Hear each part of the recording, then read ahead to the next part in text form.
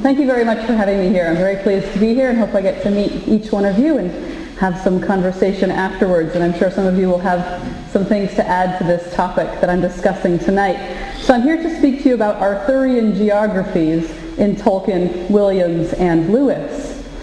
The recent publication of The Fall of Arthur, an unfinished poem by J.R.R. Tolkien, revealed a startling, previously unknown aspect of Tolkien's legendarium. The key is found in notes that Tolkien left about how he intended the fragmentary fall of Arthur to continue. Christopher Tolkien includes the following details in his editorial matter about how the story could have connected up to the larger legendarium. So I've got 3 points here of connection from least important to most. First, Gawain's ship was perhaps going to be named Wingalot, and Wingalot or Vingalot is the name of Earendil's ship in the Silmarillion. So just a small marginal detail that Tolkien did not end up using in the poem.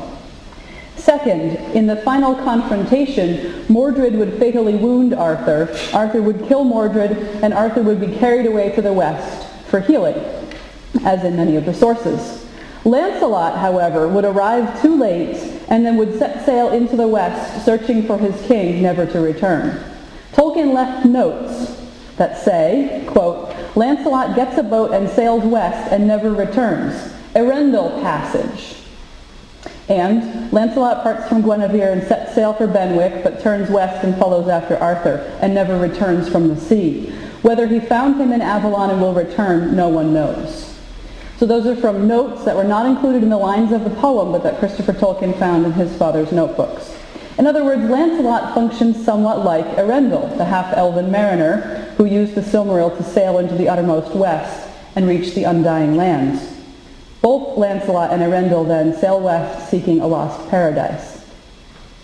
Third, and this is actually just adding on to that second point, around the same time as he was composing the lines for the Fall of Arthur, apparently, Tolkien wrote a fragment of a poem about Earendil's quest, including the lines that you have on your handout in very small print in the top left-hand corner of the side with the picture. So if you've got that, here are the lines from Earendil's quest. Earendil goeth on eager quest to magic islands beyond the miles of the sea, past the hills of Avalon and the dark halls of the moon, the dragon's portals and the dark mountains of the Bay of Faerie on the borders of the world. So I'll bet you see where this is going.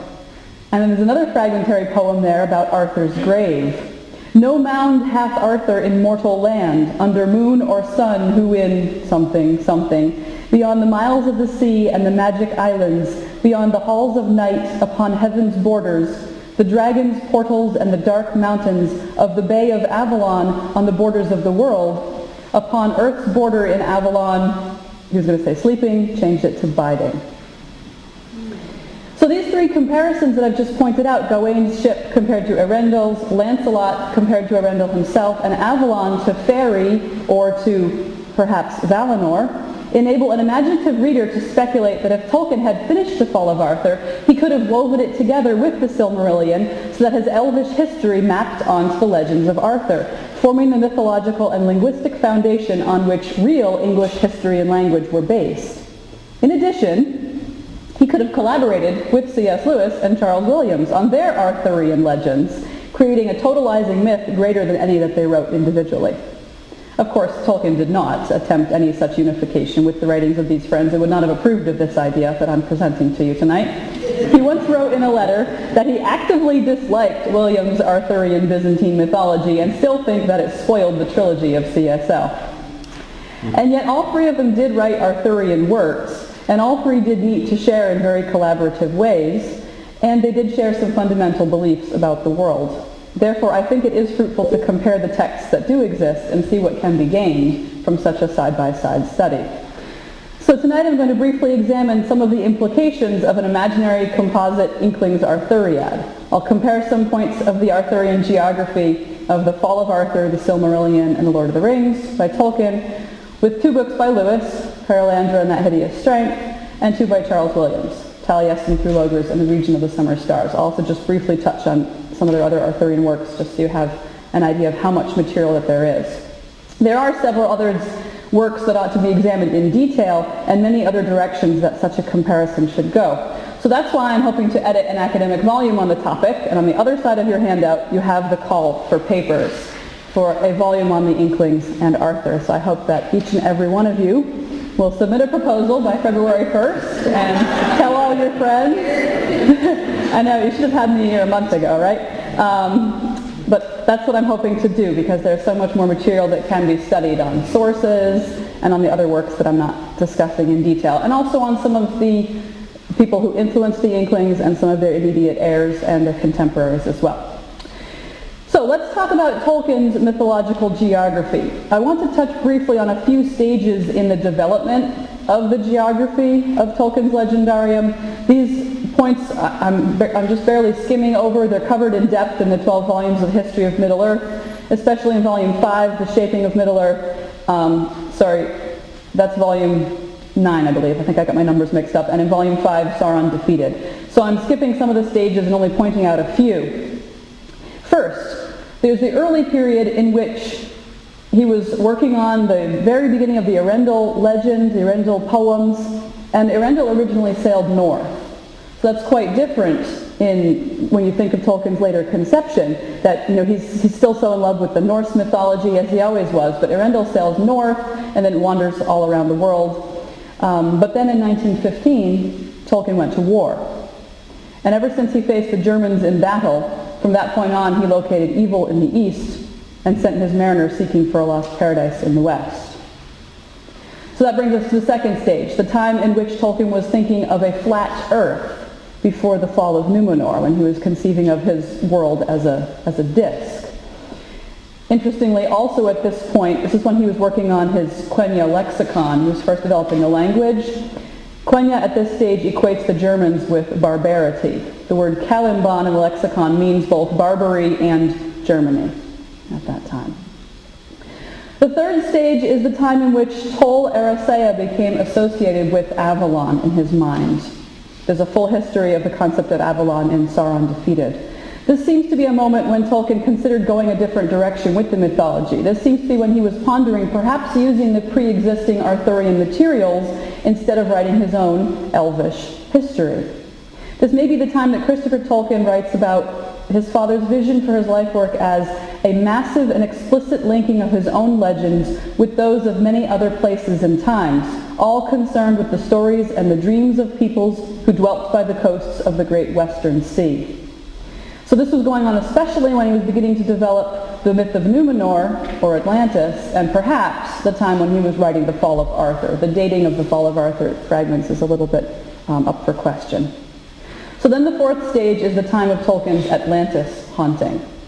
He wrote in a letter about moving from The Hobbit to The Lord of the Rings, and one element that came into it was, and this is a long quote from his letters, "What I might call my Atlantis haunting, this legend or myth or dim memory of some ancient history has always troubled me. In sleep I had the dreadful dream of the ineluctable wave, either coming out of the quiet sea or coming in towering over the green islands. It always ends by surrender, and I awake gasping out of deep water." When C.S. Lewis and I tossed a coin, and he was to write on space travel and I on time travel, I began an abortive book of time travel of which the end was to be the presence of my hero in the drowning of Atlantis. This was to be called Númenor, the land in the west. So I brought all the stuff I had written on the originally unrelated legends of Númenor into relation with the main mythology. So you see how at this time he's taking other pre-existing myths and trying to explain them. He felt a lot of times that he wasn't creating material, but that he was discovering the missing material in the gaps between the histories of words, between stages of mythologies. So at this point in the development of his geography is when the earth became round. He wrote that the whole legendarium contains a transition from a flat world to a globe upon the sinking of Númenor and the chaos that this caused to the planet. Finally then, during the development of his Silmarillion materials, there's the phase when the West takes on its fullest significance in his mind. And what is that significance? Put quite simply, the West is heaven, or paradise, for Tolkien. I have two resources to recommend to you on the topic of the West in Tolkien's Legendarium, rather than covering it in any depth tonight. Jared Lobdell has provided a survey of references to the West in Lord of the Rings in his chapter called In the Far Northwest of the Old World. You can find this in Harold Bloom's collection, J.R.R. Tolkien's The Lord of the Rings. Also, Charles Hutter gave a talk on the deep spiritual significance of Western Isles in the address that he gave at MythCon back in 2004, entitled Deep Lies the Sea Longing, Inklings of Home. And he's actually rewriting this article for me to include The Fall of Arthur and to go into the collection. In his paper, Hutter points out that for Tolkien, the Western Sea has an ambiguous meaning, inviting but potentially sinister. It engendered a sad and sweet longing in those who would cross the sea to their true home, but leave this world and its loves behind. It's both a path and a barrier. Of course, the matter of the development of Tolkien's geography is far more complicated than this little neat summary suggests, as Tolkien continued to revise it all his life, to sort out the problems presented by what the elves knew versus what the hobbits or the humans knew, to try to develop a frame narrative, and so forth. At some points he tried to create continuity, explain contradictions by using dream narratives or time travel. But here are 4 basic points that I think it's important to remember about his Arthurian geography. First, it's meant to be real history, or at least to fit into an historical period in England's past, or we could say into a prehistorical time.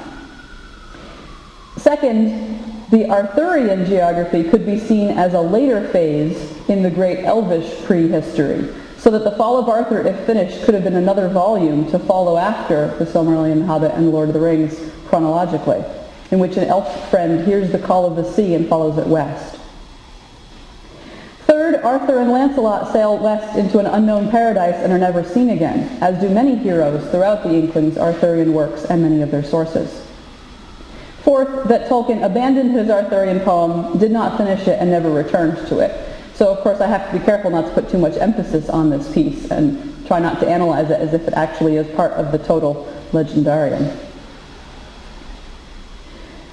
So I'm going to turn now to William's mythological geography, and at the end I will come back and do more of a comparative examination. So let's talk about Charles Williams. You're probably familiar with the map that Williams got artist Linton Lamb to draw up for him, but if not, it's on your handout. He had this drawn up for publication in Taliesin through Logres, volumes of Arthurian poetry published in 1938. So you take a look at that little map for a minute. What do you see? Because it's kind of like the optical illusion where you see the ducks or the vase. So what do you see? A woman. A woman, or Europe. Right, and it's funny which one you see first. So he has this map of Europe with a woman's figure drawn over it. Now, you may also know that Williams was fascinated by the matter of Britain throughout his entire life. So here's a brief summary of his Arthurian works, and then we'll come back to talk about the map. First, the Arthurian Commonplace book, probably from the 19-teens and 20s, was a notebook in which he jotted ideas related to his future Arthurian masterpiece. He would put in newspaper clippings, quotations, lists of sources, and ideas about how he thought he would structure his later poem. Interestingly, he never used any of those ideas about structure. Arthurian themes and imagery and even some Arthurian poems appear throughout the Masks of Amen House from the 1920s. The poetry collection Heroes and Kings, 1930, contains several Arthurian poems, including one in which he tried out a different symbolical system than the one that he ended up using in his later poetry, so he's always experimenting with these ideas. War in Heaven, a novel published in 1930, is a story of a chase for the Holy Grail. It's not strictly Arthurian, although 3 characters are facetiously associated with Percival, Bors, and Galahad. There's a character who's a skeptic, and they're running with the Holy Grail. There's a car chase across the English countryside, and Mornington shouts out, "The Archdeacon's Galahad, and you can be Percival. You're not married, are you? And I'm Bors, but I'm not married either." And Bors was. "Oh, it doesn't matter. You must be Percival because you're a poet. And Bors was an ordinary workaday fellow like me. On to Saras. We shall meet at Carbonek." Other Arthurian references are scattered throughout Williams' other works, especially the collections of poetry, as he worked his way towards a kind of totalizing mythology in which he could pull together all the threads and themes that he worked on. Like Tolkien, he never finished his. Indeed, his is arguably much less complete than Tolkien's. So let's talk a bit then about the geographical element of William's Arthurian myth as it developed in his last two volumes, Taliesin's Logres, as I mentioned, 1938, and The Region of the Summer Stars, 1944. As you probably know, William spent at least 10 years in A.E. Waite's occult secret society, the Fellowship of the Rosy Cross. There's even very scant evidence suggesting that he may have spent time in a more magical society, perhaps the actual Golden Dawn, or at least conversed with Yeats and absorbed some of that poet's more magical views, but that's quite speculative at this point. In any case, in the Fellowship of the Rosy Cross, he learned about how to layer systems of symbolism in order to achieve maximum significance. Here is a description written by Alec Howe about the Golden Dawn that seems to be applicable to the Fellowship of the Rosy Cross and many occult secret societies as well. He called it an ingenious construction of arbitrary relationships between different symbolical systems. Williams took several ideas from the Fellowship of the Rosy Cross and layered them together with ideas from other sources to create this map. So from astrology, he took the concept that the parts of the body are associated with the various signs of the zodiac. So there you get the image of the body being a symbolical system. From the Kabbalah, he took the idea that parts of the body can be associated with particular virtues. There's a diagram known as the Sephirotic tree in which each part of the body has the name of an abstract quality written over it. So there you get that idea that these symbolical areas have to do with virtues or behaviors or spiritual qualities. So you can see how he's already putting those two together. From a book by A.E. Waite, he took the idea that Jerusalem is symbolically the womb, the nurturing place of beginnings. So hence the positioning of this woman's body over his map. It's possible that he was influenced by Blake's symbolic states, although he claimed not to be, but we know he read about them, to create the idea of Europe as an empire whose provinces or themes are associated with particular virtues. So now you see how that can bring all those different ideas together. He combined and layered these together so that each province equals a body part, equals a zodiacal sign, equals a virtue. All right? And throughout the poetry, he might refer to them by any one of those. So this is one of the elements that makes his poetry obscure and difficult to understand, because he might mention a zodiac sign, you're supposed to know that he means the character's body part. He might mention a body part, you're supposed to know that he means a region of Europe.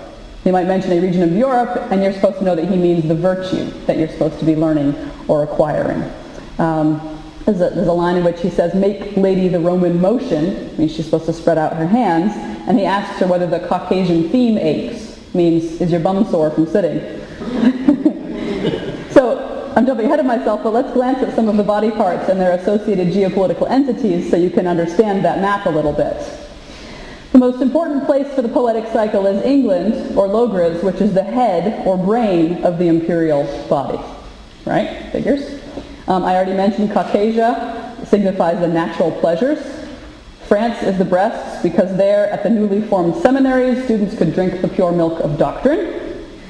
Rome is the hands, because there the heartbreaking manual acts of the Pope are performed as he serves the elements of the Eucharist. Constantinople is the navel, the stomach, or the functional middle of the empire. In Williams's mythologized history, there never was an east-west split of the church.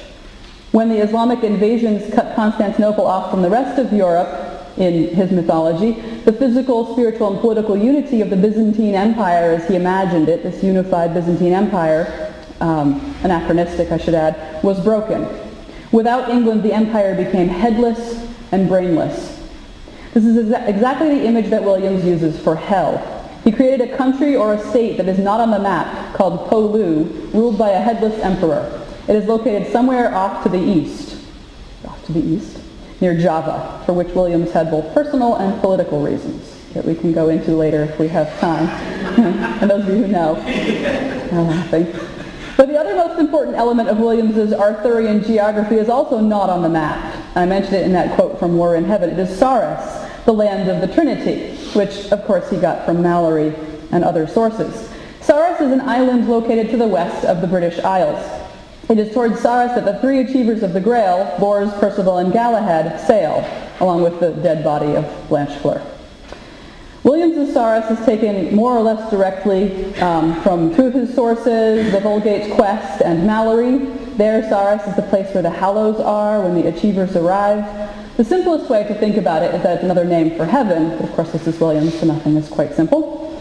It's the island of the Trinity. It's used as a synonym for heaven in some other poems of his. He's exploring this idea of Saurus throughout his poetry, starting with Divorce in 1920. Go ahead. My main points about Saurus here are that it's not on the map, that it is an island, a place to sail to across the sea, that it lies to the west of England, and it's that it is the true goal of spiritual seekers. In those ways, it strongly resembles Tolkien's Tol Eressëa, or Valinor, Avalon, Atlantis complex, with its westering desire.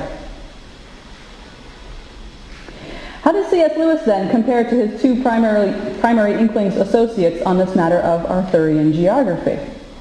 According to Charles Hutter in Deep Lies the Sea Longing, Lewis shared his experience of Sehnsucht with his friends J.R.R. Tolkien and Charles Williams, and for them, Sehnsucht took the symbolic form of a fascination with the sea longing, in Tolkien's phrase, and unknown lands beyond the sea. You might think of John's islands in The Pilgrim's Regress. Like Williams, Lewis was a closet Arthurian from a very young age and remained one throughout his literary career.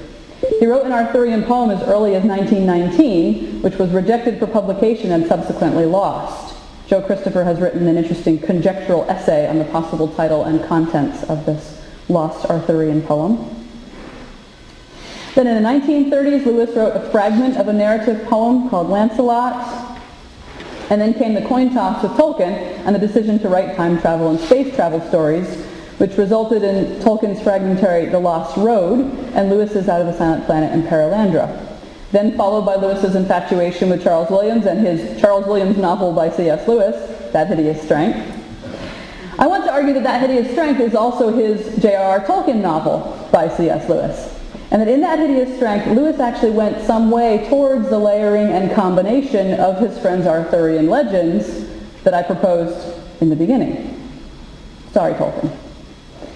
It is almost as if, with Lewis's urge towards bringing his friends together, and because of the collaborative atmosphere of the Inklings, which Diana Glyer has chronicled in detail in The Company That They Keep, Lewis gathered together the threads of his friends' ideas and wove them into this novel. Not that I'm suggesting that Lewis knew of Tolkien's Fall of Arthur. I have not come across any evidence one way or the other. If you know one way or the other, please let me know. Now, That Hideous Strength is probably the most harshly criticized of all of Lewis's mature works. It is a bit of a gallimaufry or a mix. But Sanford Schwartz argues convincingly in C.S. Lewis and the Final Frontier that this is due to Lewis's interactions with the scientific issues of his day and to his use of genre. Schwartz suggests that by reading Williams, Lewis learned how to baptize and sanctify the Gothic genre in his own works, and that in That Hideous Strength, high Arthurian romance competes with and eventually conquers the Gothic. This would mean that we should look not only for Arthurian content in the Inklings' works, but for structures and generic conventions of Arthurian chronicle or romance as shaping mechanisms in their works. I'm not going to do that tonight. Maybe one of you will write an essay on it and send it to me for the collection. I want to talk about two startling elements of That Hideous Strength, the ones that have been severely critiqued. The first is the inclusion of the name Numenor. The second is the use of Merlin and the Pendragon in what was supposed to be a non-Arthurian work of space travel and science fiction. I would like to suggest that by including Numenor from Tolkien and Merlin and the Pendragon from Williams, Lewis was gesturing towards ways that their mythologies could be unified. Lewis scholar Brenton Dickinson suggested a metaphor to me. That Hideous Strength is a genus work, facing both the Arthuriad and Middle-earth. The character, significance, and power of his hero Elwyn Ransom suggests that the long elvish history, including the founding of Atlantis or Numenor, was the prehistory to the real history of England, and that Arthur is but one in a long line of kings descended from the men of the West. Just as Merlin is a remnant of the power of the Valar in the Undying Lands. Of course, Ransom's first name is Elwyn, which is a version of Elfwine, or Elf Friend. And C.S. Lewis's Elwyn is the Pendragon. So you see right there that we've got the elves and King Arthur, unified in one character.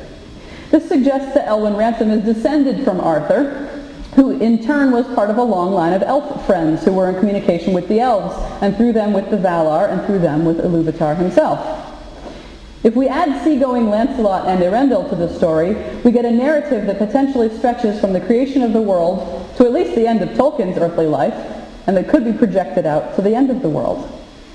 It is a narrative that focuses on a spiritual rather than a political history of England and Europe, but that has implications for the external events at every stage of human history, like that little bit I gave about the Germans. So that's a beautiful bit of imagination. But of course Lewis doesn't tell that story, nor does he leave it there. He can't be that simple, can he? He has to go and integrate more myths, other sources, entirely separate strains of European literature. He has to go and put his Avalon out in space on the planet Venus. That would seem to spoil my whole speculation. There goes any connection with Tolkien's Avalon or Tol Eressëa or Valinor and with Williams of Saras, right? Well, maybe not. Hesperus, of course, whose name in Greek also means the west, is the evening star. And not a star, but a planet, Venus.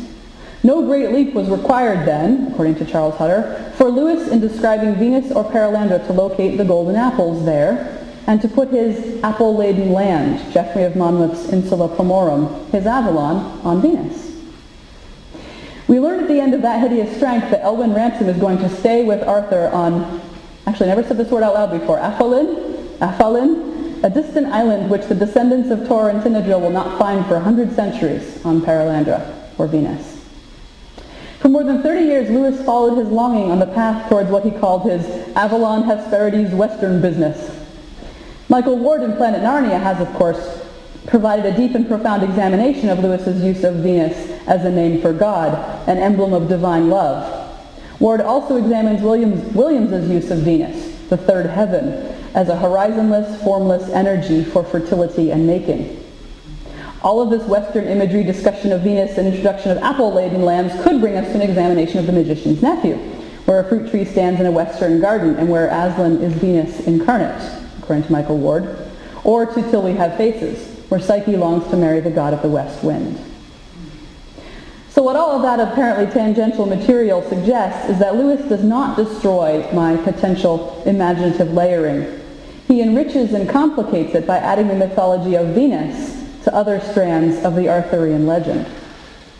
Does this mean then that the Inklings were writing one big complex of Arthurian literature that could be piled up to create a figurative palimpsest? A comparative mythological geography? Well, yes and no. In all three writers' worlds, evil is in the East. This is, of course, not surprising in England that has been threatened by many Eastern invasions throughout its history. God's country is in the opposite direction across the sea, connected with ancient legends about Hesperus, the evening star, Venus, the light in the west, and magical islands out in the sea. In all three writers' worlds, heroic characters achieve a great quest and leave this earthly realm for a heavenly one, attaining a spiritual fulfillment that has both historical and personal implications for England and for the individual reader. If Tolkien had finished The Fall of Arthur, and if the Inklings had put all of their Arthurian ideas together, they could have produced the kind of totalizing English mythology that Tolkien attempted, but abandoned. So what would have happened if they had been put together? Well, here are 5 suggestions, especially areas of difference or contradiction, where this becomes problematic when I try to put them together. 1. There would be problems with the astronomy and the cosmology. Is the world round or flat? Is Avalon on an island out beyond Ireland, or is it on the planet Venus? 2. What happened to Arthur? In Tolkien, he is on an island in the Undying Lands. In Lewis, he is on Venus. In Williams, he is dead. 3. These writers all contain contemporary heirs of Arthur who are still alive in the 20th century. So this is a point not of contradiction, but of similarity. For Tolkien, Arthur's heirs are either the kings of England or the elf friends. For Lewis, it is the line of the Pendragon. First Ransom, and then Mark and Jane's child. And we just had a little conversation about perhaps there's somebody who needs to come in between that. Maybe Arthur Denison, perhaps. There's always one person to teach the spiritual truth and keep Logres alive when Britain tries to overwhelm it. Similarly, in Williams, there will always be what he calls a household, or members of something very much like an occult secret society, to pass down the truths about coherence. So in all three, then, this heir of Arthur is something to do with a kind of secret tradition that's being passed on. 4. What about Merlin? There's no Merlin in Tolkien's Fall of Arthur. His role is taken, though, by Gandalf in The Lord of the Rings. He seems to be the Merlin archetype. Would Gandalf have showed up in the Fall of Arthur if Tolkien had continued working on it? If so, look at how that works together beautifully with Lewis's and Williams' version. Because Merlin is operative in Williams' poetry and then goes into hibernation and is woken up again in Lewis's. The Gandalf-Merlin figure could have been a point of consistency across three historical eras: the time of the Elves, Valar and Maiar, the time of Arthur, Roman or Saxon Britain, and 20th century England. 5. Sacred objects. There is no grail in Tolkien's story. He actually did not like the Arthurian material later on, he said, because it was too Christian. There are sacred places or spaces in his geography instead. There's no grail in Lewis. The people are the focus of the sacred energy. For instance, Merlin takes the Oyerisu into himself, or Ransom serves a role like a high priest. In Williams, the grail is absolutely central. As he was planning his Arthurian poetry, Williams wrote an essay on the history of the Eucharist, and his poem has been called the Great Grail Poem of the 20th century. This could illustrate their spiritual differences, perhaps, or maybe even more interestingly, the way that they worked out those spiritual differences in their varying approaches to fantasy and how it should be used. Tolkien was a Roman Catholic, but kept any explicit reference to Christianity out of his works, since they are set in a pre-Christian, or even some of them a pre-human, world.